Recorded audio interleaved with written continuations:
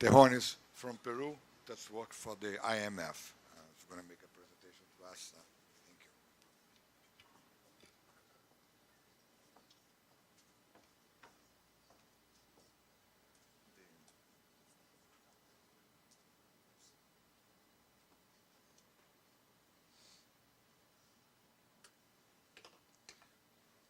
Yep. First of all, I would like to thank the organizers for inviting me to present my work in this conference. Today I'll be discussing understanding global recessions and global recoveries. This is joint work with Ehan Kosi from the research department at IMF. Both being from IMF, the usual disclaimers apply, meaning that what I'm going to say are personal opinions and do not reflect the views of the IMF or IMF policy. Okay. Why is it that we are interested in global recessions and global recoveries? Global recession has been a very popular concept since the 2008 episode. Policymakers, bankers, people in the press have been talking about that. Everybody seems to have an idea of what they are talking, but there is no clear definition of global recessions, and for that matter, global business cycles. What we did is try to find out a definition for global recessions, and what we did is to go to the usual sources of information. The first source of information we went was to Wikipedia, and Wikipedia defines a global recession is a period of global economic slowdown. The IMF takes many factors into account when defining a global recession, but it states that global economic growth of 3% or less is equivalent to a global recession. By this measure, 4 periods since 1985 qualify as global recessions: 1990 to 1993, 98, 2001 to 2002, and 2008 to 2009. Then what we did was to go to another respected source of information, Investopedia.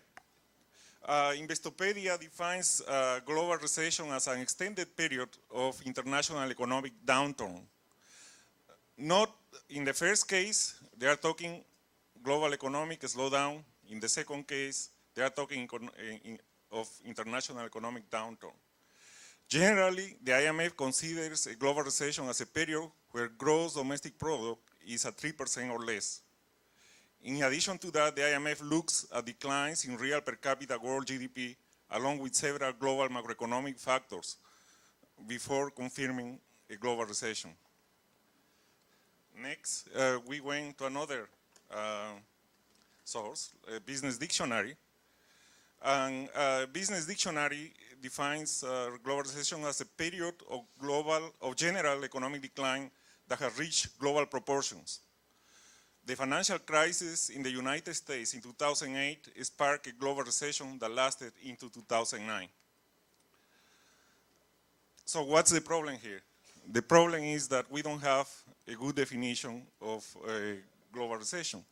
And this is noted by the economists. Indeed, the economists in 2008 mentioned that many economists are now predicting the worst global recessions in the 1930s.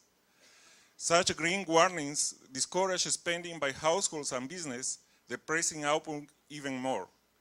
It is unfortunate, therefore, that there is so much confusion about what pundits mean when they talk about a global recession. The trouble is that there is no agreed definition of global recession.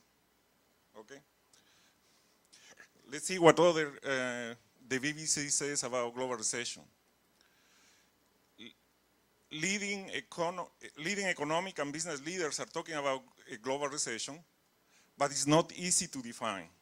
Even for national economies, the word recession has more than one meaning. I have heard several different thresholds for judging whether a year counts as a recession. Global output growth 3%, 2.5%, and 2% have all been suggested. So what we are trying to do in this is try to understand what are global recessions and recoveries. But first, why is it so difficult and why is it important to understand these global cycles, okay? Why is it so difficult to define global recessions? Because, first of all, there is no an easy mapping between national recessions and global recessions. National recessions are defined with quarterly data. There is no quarterly data for the world. There is, one can construct quarterly indicators for a set of countries, but for the world as a whole, there is no quarterly data. The best we can do is use yearly data. So there is an issue about the lack of data to analyze global business cycles. The second issue is that a national recession is typically a contraction in GDP, but the world hardly ever declines. Indeed, in the last 50 years, the world has declined only in 1 year, in 2009. Now, why is it important to study global recessions? First of all, for institutions like IMF that do surveillance to the economies and to the world economy, to understand global recessions and global recoveries is very important because of the nature of the work we do over there. Perhaps more importantly, one would like to understand global recessions and global recoveries to identify whether these recessions and recoveries were driven by idiosyncratic shocks or by global shocks. Those make a difference, okay? Idiosyncratic shocks can be addressed with policy responses at the national level. Global shocks perhaps need for policy coordination, okay? Several countries together perhaps need to coordinate their policies in order to address a global shock. Now, what do we do here? In this study, we provide comprehensive analysis of global recessions and global recoveries. Indeed, we postulate 3 questions. The first question is, what's a global recession and what's a global recovery? And in particular, what are the main features of global recessions and global recoveries? The second question we are going to address in this presentation is how different are the latest global recessions and the ongoing recovery relative to the past recessions and recoveries. And the final question we are going to address is how are the national cycles related to the global cycle? You know, how the cycles in each country relate to the global cycle if we find one.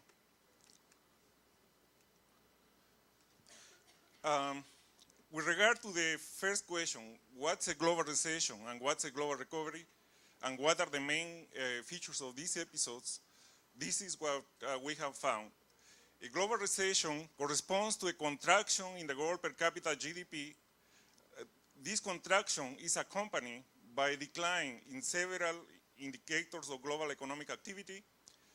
And since the year 1960, we have identified 4 global recessions. The recessions in 1975, 1982, 1991, and 2009. So there are, in the last 50 years, there have been only 4 global recessions that we are able to identify. Now, a global recovery, in turn, is a rebound in output growth together with a recovery in the other activities, in the other indicators of economic activity. And usually the recovery is measured 1 year after the recession, or even 3 years after the recession, okay? Now, how different are the latest global recessions and ongoing recoveries, okay? The latest global recession, as you know, has been the most severe one in the last 50 years. And also, it has been the most synchronized. Several economies around the world fell into recession And this has been, a problem that has affected the strength of the current recovery. Now, the latest recovery, and this might surprise to many of you, has been comparable to early ones. It has been as strong as previous recoveries. However, this masks two important divergences in what we have observed in the past. First, there is a divergence of economic activity, meaning that this recovery has been the weakest for the advanced economies and has been the strongest for the emerging market economies. And the second divergence that we identify is what we are calling a divergence of policies, mainly in the advanced economies. While policies were aligned in the past, meaning policies were accommodative to the recovery in the previous episodes, now fiscal and monetary policy have marched in different directions, as we are going to show. With regard to the third question, how are national cycles related to global cycles? National cycles are tightly linked to the global cycle. They are more sensitive to the recessions than to the expansions. And the degree of sensitivity of national cycles depends on the degree of trade and financial openness, as we are going to show. Now, the outline of this presentation is as follows. First, I'll describe briefly the database and methodology. Second, I'll define what we understand by global recessions and what we understand by what's global recovery, and identify their main features. Third, we'll examine how different is the latest recession and the latest recovery compared to the previous episodes. Next, we'll examine how the national cycles are related to the global cycle, and lastly, we'll conclude. Okay? Now, with regard to the database and methodology, we have 180 countries covering the period from 1960 to 2011. And indeed, we use up to 2014 for the forecast. This data comes from different sources, including the WIO database where we obtain the forecast. Now, in order to examine global business cycles, we need several indicators of global economic activity. And these indicators we characterize them as coming in two groups: the macro variables, basically the real GDP, consumption, investment, industrial production, trade, and employment, inflation rates, interest rates, and government expenditures, and the financial variables, including credit, equity prices, house prices, and capital flows. Now, in order to put together this database, as I mentioned, we use the WIO database, but also several other databases like the World Developing Indicators, the OECD, and many other sources. Now, in order to define a global recession, we need to have a methodology, okay?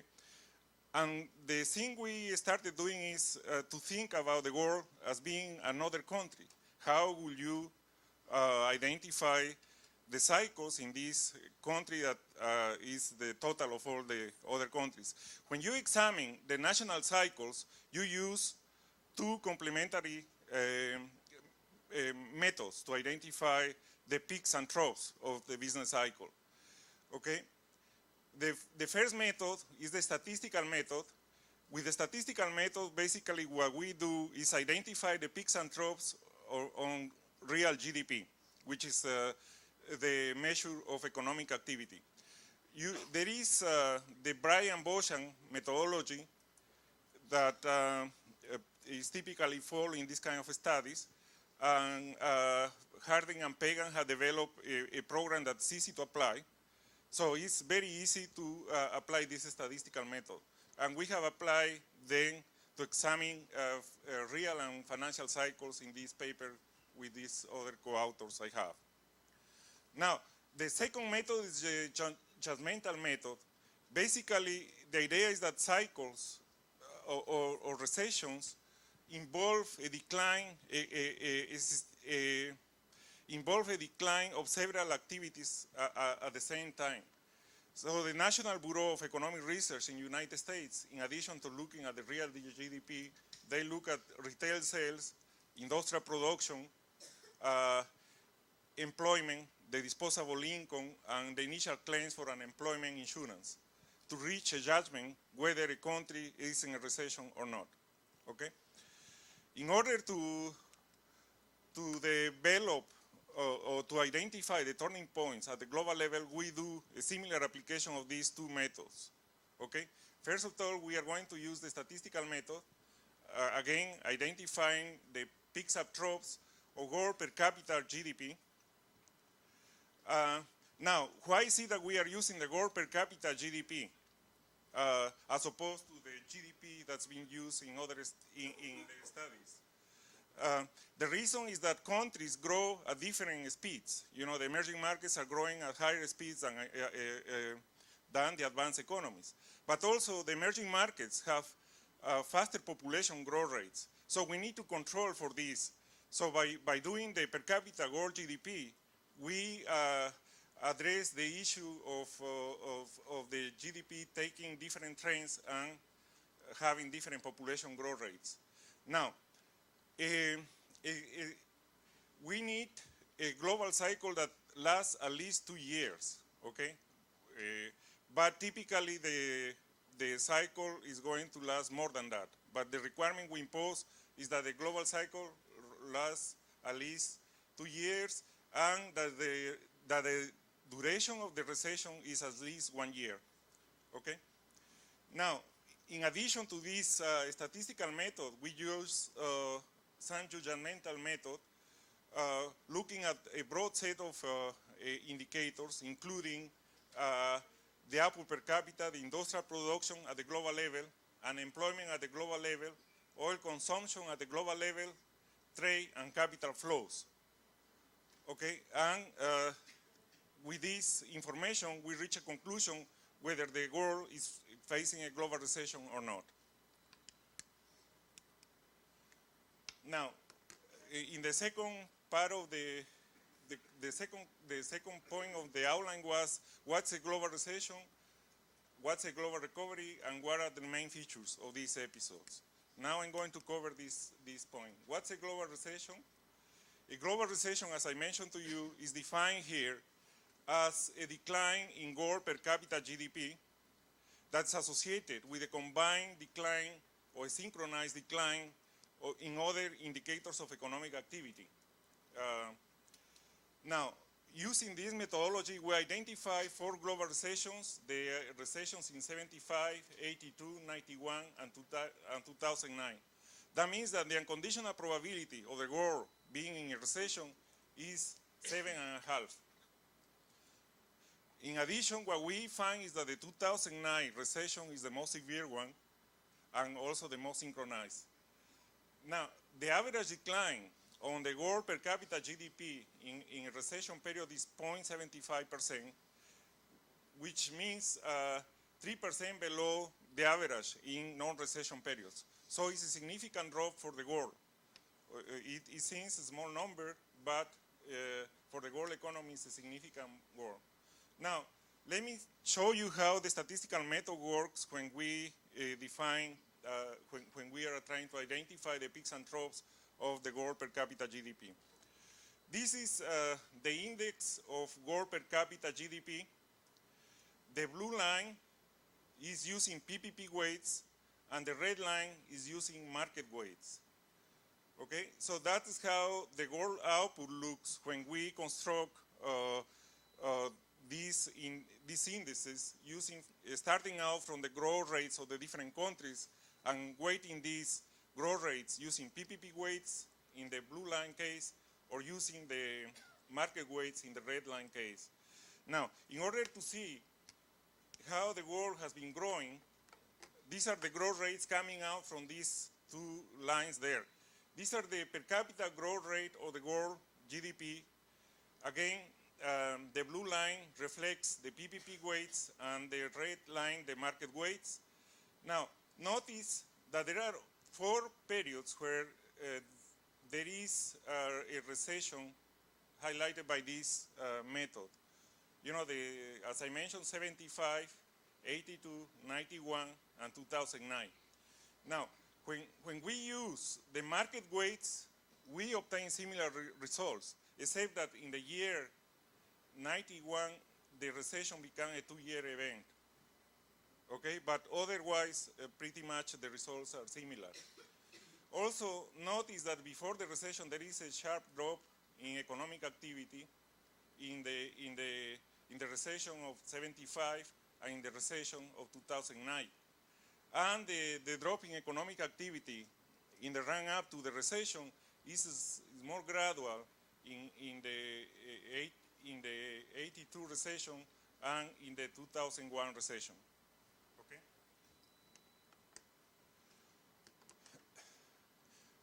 What is happening in 1975? In 1975, as you will remember, there was the oil shock. Okay, oil prices skyrocketed, and as a result, the economies went into recession. This episode can be thought as an episode that's truly driven by a global shock to the global economy. And this global shock was coming from the oil price shock. Now, what happened in the year 82? In the year 82, we have several events that affected the global economy. First of all, we have the remnants of the 1979 global shock. The second problem we had in 1982 is that the monetary policy in the advanced economies tightened. And the third problem we had in 1982 was that several emerging markets went into crisis because of the debt crisis. Okay, so in here we have a combination of things happening that brought the global economy to a recession. What happened in 1991? In 1991, we have financial problems in Japan. Indeed, we have the bars of the bubble in Japan. Also, we have the savings and loans problems in the United States. And also, what we had is that several European countries had currency crisis, the year-end crisis in this period. So this, in many ways, can be thought of the first global recession driven by financial factors. Okay, so the 1991 recession was in many ways driven by financial factors. How about the 2009 recession? The 2009 recession was driven by the problems, the housing problems in the United States that spread out quickly to all the advanced economies. And also, this is another recession driven by financial factors. So there are, in general, the type of shocks that are driving these recessions vary. In 75, we have the oil shocks. And in these last 2 recessions, we have the problems, the financial sector problems. Then what we did is to examine what happens with these other variables around this period. We have been looking at what happens to the global industrial production, the global unemployment, the global oil consumption, trade, and capital flows, to see whether, you know, there was also a decline in these indicators of global economic activity. And, when we look at output per capita, this is just a reaffirmation of what we saw, is that the first thing we notice is that 2009 is the largest or the more severe recession that we had in this period. Okay, the 1975 and the 1991 recessions were not as severe. Indeed, world output dropped only by minus 0.2%. Okay, while in here output dropped by 1.8%. Okay. This is what happens with the world output in other years that are not recession. This is the per capita output, by the way. Now, at the time of these recessions, something happened with consumption and investment. As what happens with global consumption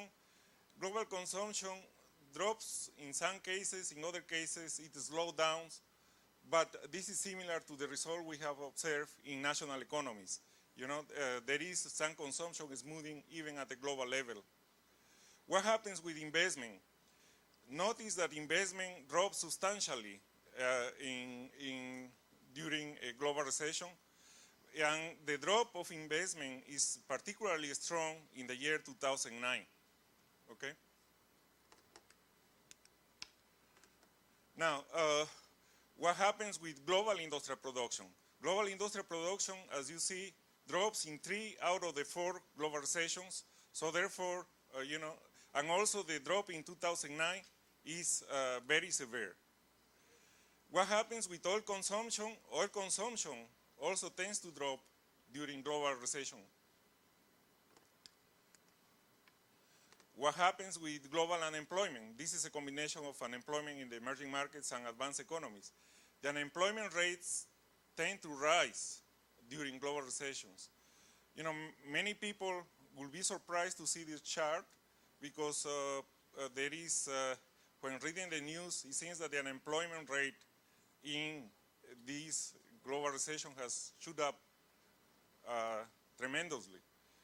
Okay, the reason why this increase in unemployment rate is smaller than this increase is because in here you had an increase in unemployment rate in the emerging markets, while mainly this increase reflects what's happening in the advanced economies.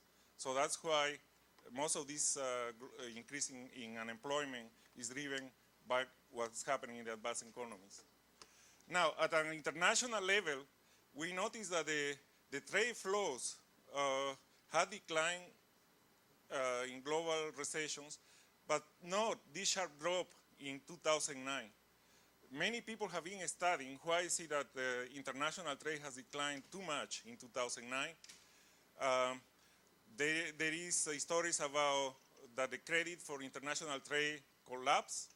There is also stories that the global manufacturing chain also failed to deliver.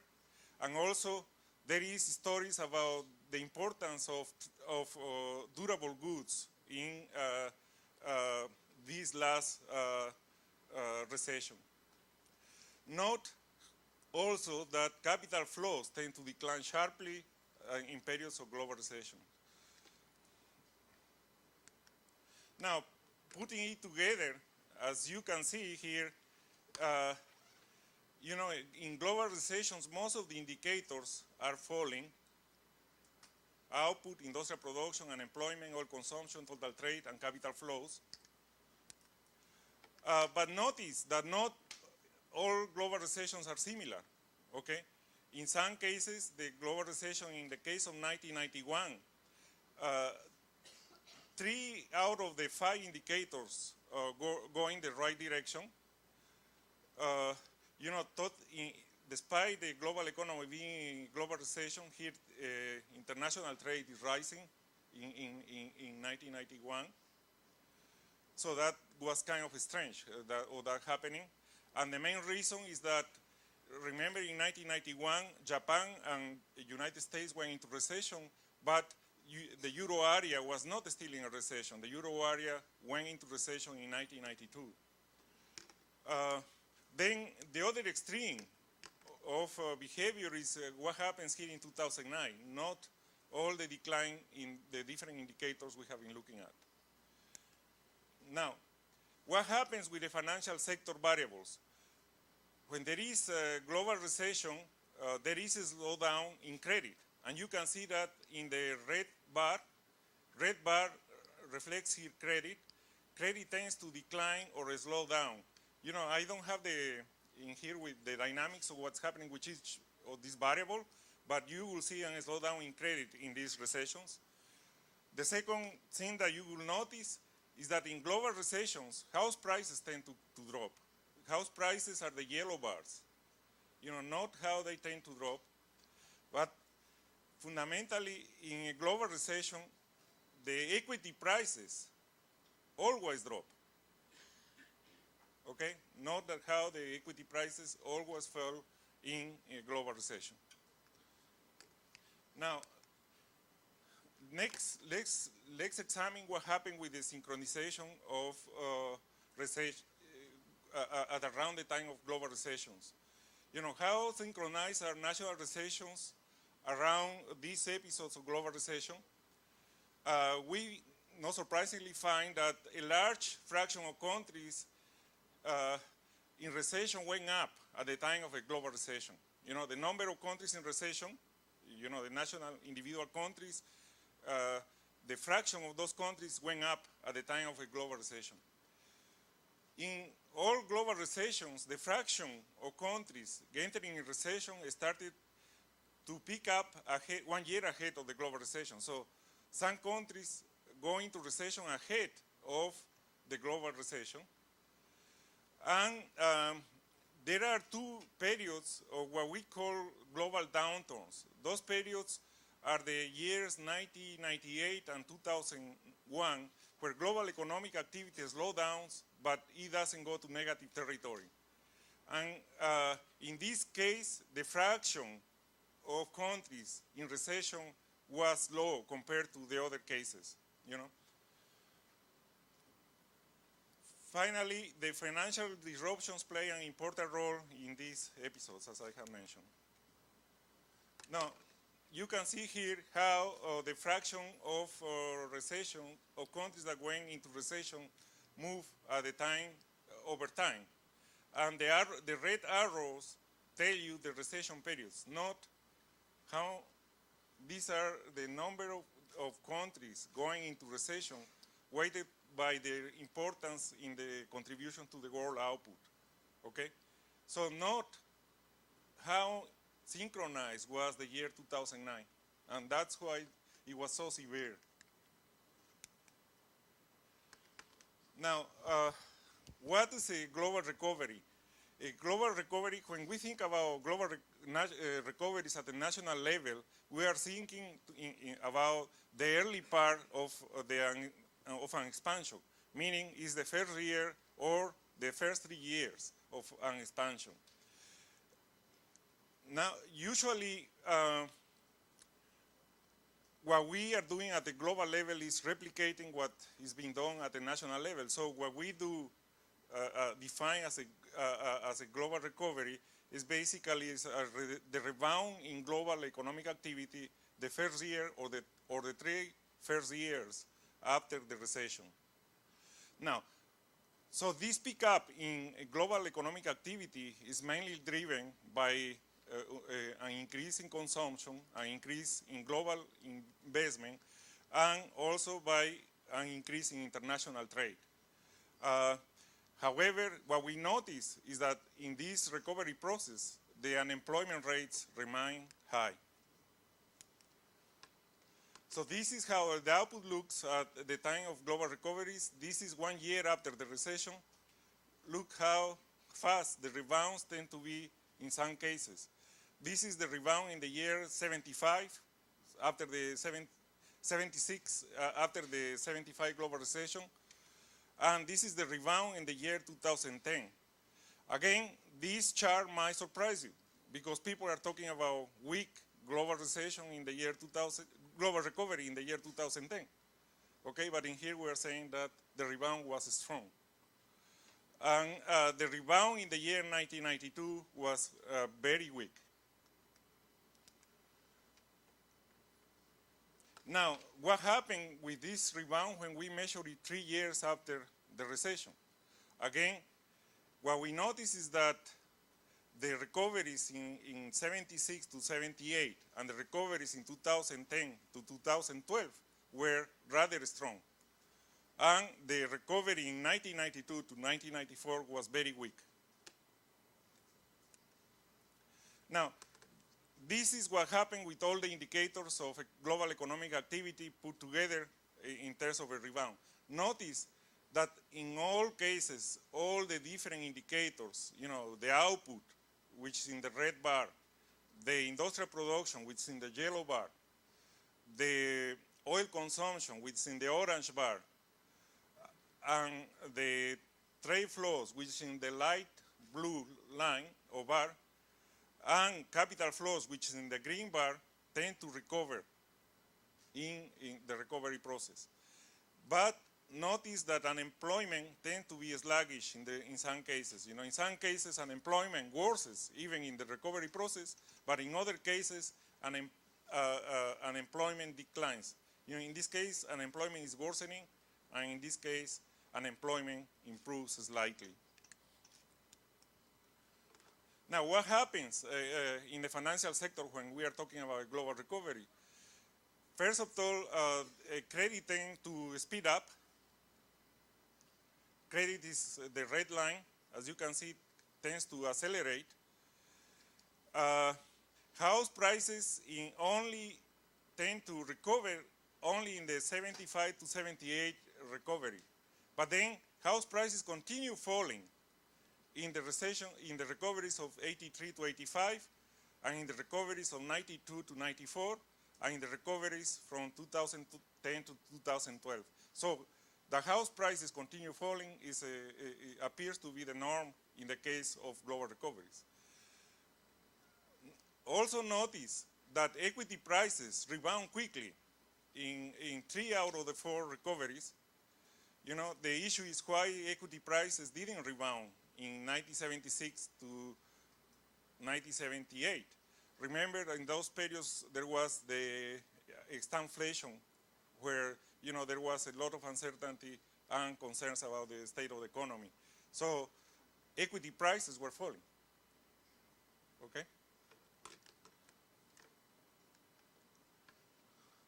So to answer what the first question we have established is that what's a global recession and what's a global recovery? What are the main features of these episodes? As we have already covered, global recession corresponds to a contraction in world GDP together with the contraction in other indicators of global economic activity.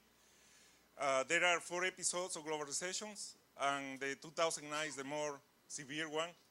A global recovery corresponds to a rebound of economic activity together with the other indicators of economic activity. How different are the latest global recession and the ongoing recovery?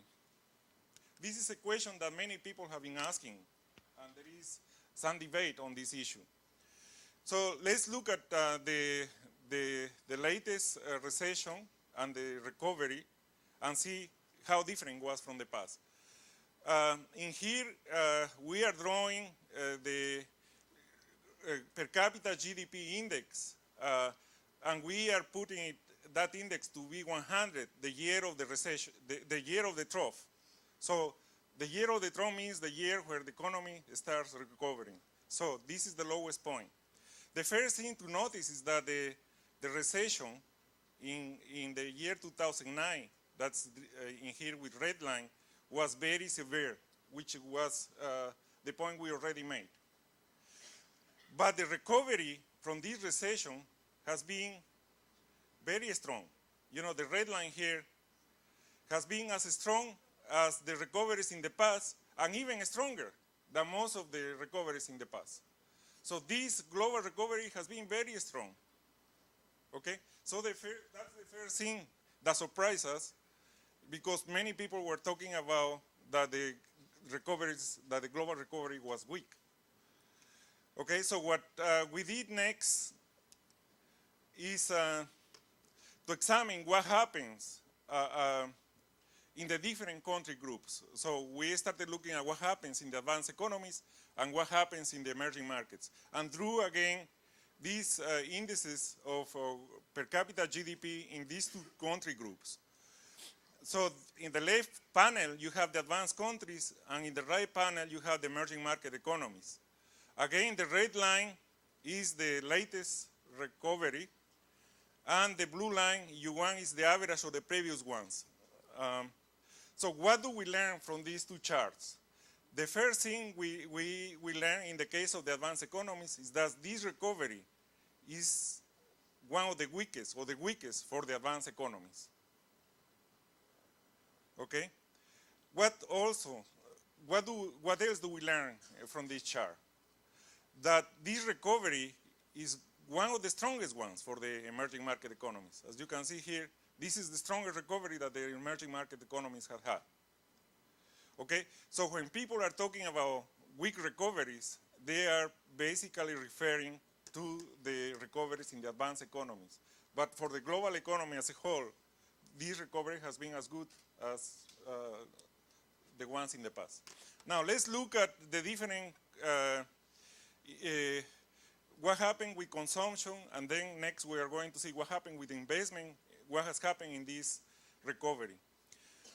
Notice that first of all, consumption in the advanced economies dropped in the year of the recession. The red dot means what happened with consumption the year of the recession. And in here you see that the consumption in the advanced economies have dropped. Okay? And notice the weak recovery that it has had in the subsequent years. The yellow bar here means what happens 1 year after the recession.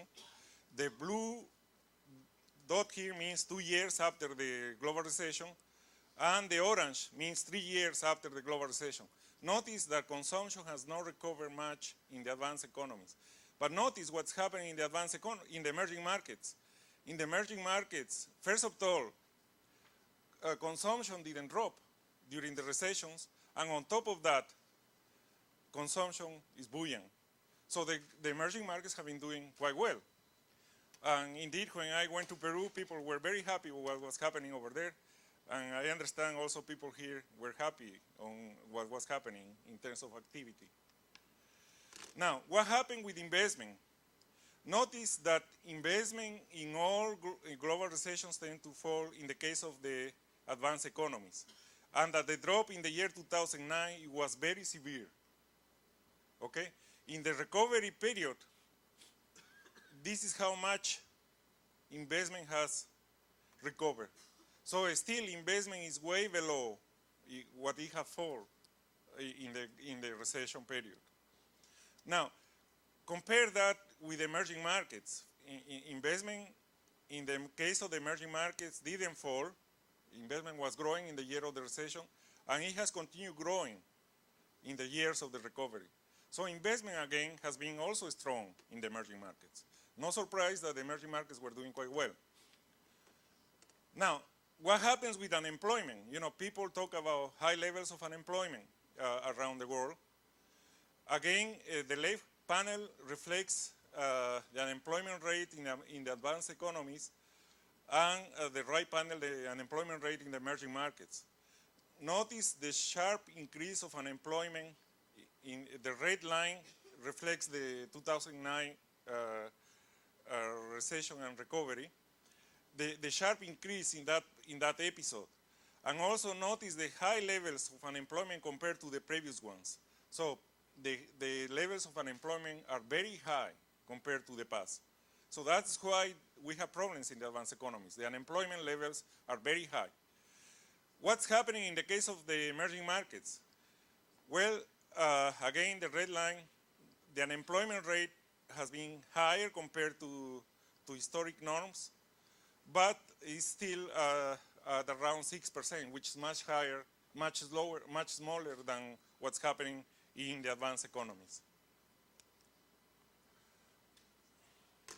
Now, many people have been asking why is it that the recovery in the advanced countries is different, okay?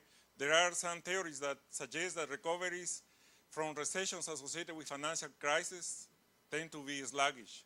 This is a point that Reinhardt and Rogoff did in 2009. Also, some people have been talking that recoveries with high uncertainty tend to be weaker. And indeed, some people have found that the levels of uncertainty in the advanced economies have increased as a result of uncertainty in economic policies. This is the work of Bloom and co-authors there. But also, it seems that it's worth to look at what's happening with macroeconomic policies at different points, okay? So what we have noticed is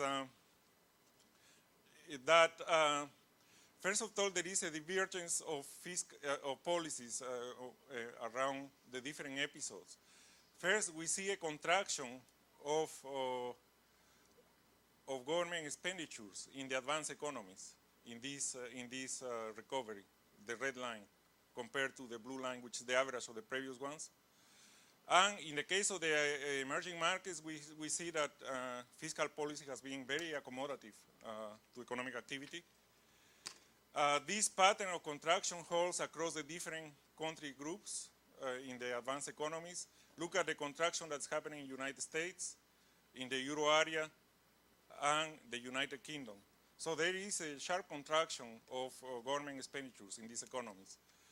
At the same time, this contraction is happening when monetary policy, in the case of the advanced countries, has hit the zero interest rate bound, and that has brought challenges to the management of monetary policy in these economies. Notice how the balance sheets of these central banks have grown as a result of the unconventional measures they have implemented. This has never happened before, and there are questions about what's going to happen later. Now, was this mixture of contracting fiscal policy and expansive monetary policy driven by different factors? We find that the contracting fiscal policy could be explained by the high levels of debt that the advanced countries had coming into the recession. You see, before the recession, the levels of debt were high already, and then they went higher, okay? And that compares with the previous episodes like this. And in the case of the emerging markets, the public debt levels are very reduced, okay? And the other reason why these policies differ this time is that inflation rates are controlled this time. Look at, this is what's happening now compared to the inflation rate in past episodes. So the central banks could be able to expand their balance sheets. So since I don't have additional time to continue with this, what I'm going to do is go directly to the conclusions and say that the world economy has experienced 4 global recessions and recovering since 1960. The global recessions feature synchronized declines in worldwide activity, and global recoveries are accompanied by rebounding activity driven by a pickup in consumption, investment, and trade. The 2009 recession was a unique episode, and the recovery from this episode has been very strong and comparable to previous episodes, okay? However, in there we observed 2 kinds of divergences. Divergence in activities. Remember, the recovery in the advanced economies are very weak, and compared to the recoveries in the emerging markets. And also there is a divergence in policies. You know, the fiscal policy has been contractive this time compared to previous cases. And this point I didn't cover, so I'm going to read it. Okay.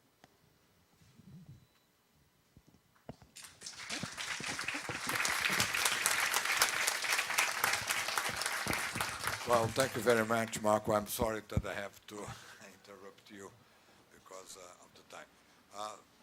During the time, we're going to have the chance to honor at the most 3 questions.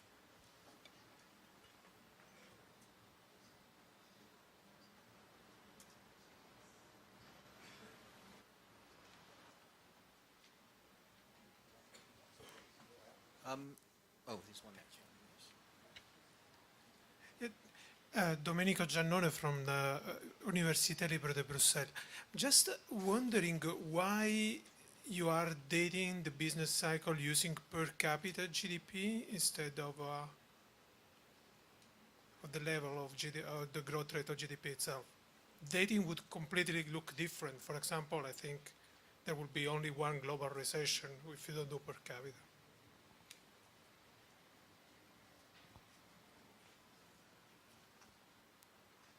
Well, there are two main reasons why we use per capita GDP. The first one you already mentioned is that when we look at global GDP, that's not per capita, you know, the measure of global economic activity, there is only one recession. It will be 2009. But perhaps the most important reason is that when you examine what's happening in the world, you find countries growing at different trends. The advanced economies growth has been slowing down since the 60s, while the emerging markets activity growth has been increasing over time. Okay, so there is a different path in terms of the trends of this growth. But at the same time, you also see differences in the population growth. You know, the population growth in the advanced economies is declining, while the population growth in the emerging markets has been declining, but also has been high. So by doing the per capita, we control in part for this problem. So that's the main motivation.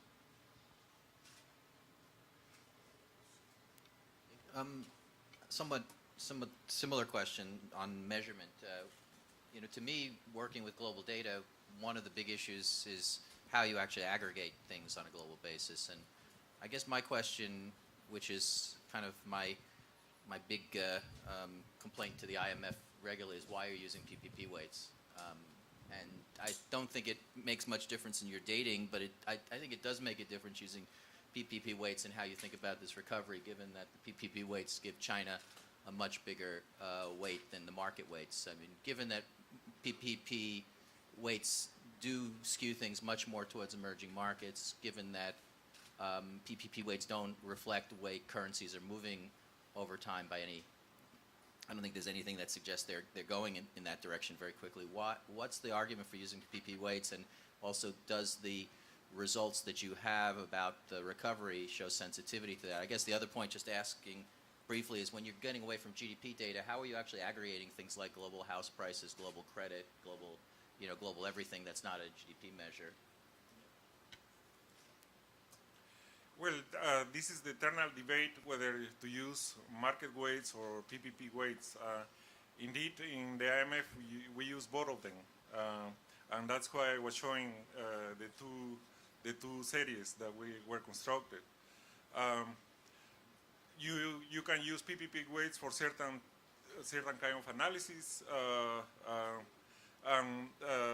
In our case, it didn't matter. It only affected the dating of one of the episodes. It was the 1991 recession that became a 2-year recession episode. You ask whether this makes a difference for the recoveries. It doesn't make much difference. The results tend to be robust. You ask how to aggregate the financial variables. Well, when we examine financial data, the way we aggregate is using market weights. You know, the house prices are weighted using GDP in market weights, you know, in order to construct a global aggregate of global house prices or a global aggregate of equity prices of credit. So we use the GDP as a weight, as a shortcut to what should be done. Ideally, you would like to have, in the case of credit, you have information, and you could use the importance of credit in each economy to weight.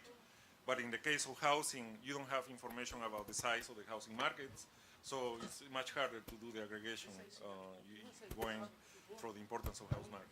And only house prices are available, so you use the economy as a weight to create these global aggregates.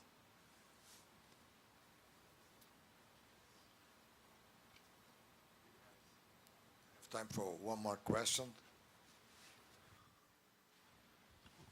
Well, if there's none, people should be a little bit hungry. Well, I'm going to thank you very much our two guest speakers. It was a very good presentation. And the second session is going to start at 2:30.